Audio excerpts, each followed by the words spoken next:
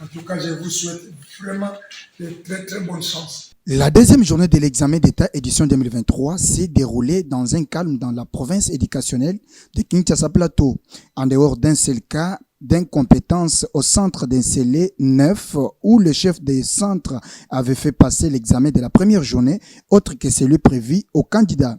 Les constats est de l'inspecteur principal provincial de Kinshasa Plateau, M. Noël Guilengumuta, qui a décidé sur les champs le remplacement de ces derniers.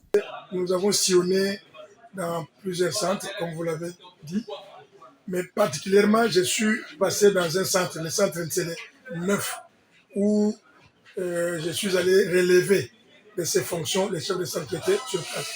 Pourquoi?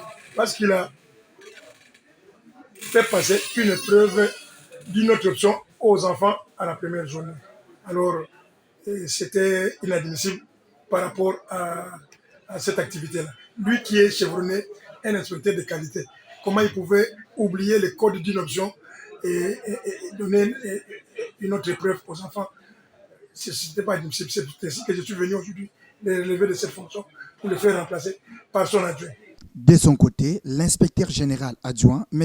Enoch Munkutu, faisant fonction de Jacques Odiamosungaï, inspecteur général à l'EPST, en mission, a salué le dynamisme de l'UPP Kinshasa Plateau après sa supervision dans cette province éducationnelle.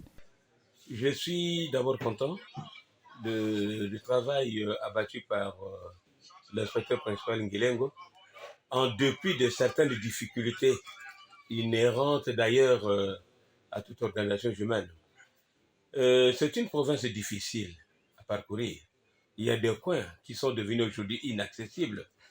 Mais voyez, ces enfants de ce coin inaccessible, ils les ont amenés ici et ils ont réussi à les caser. Ils font les examens comme tout le monde. C'est déjà un point positif.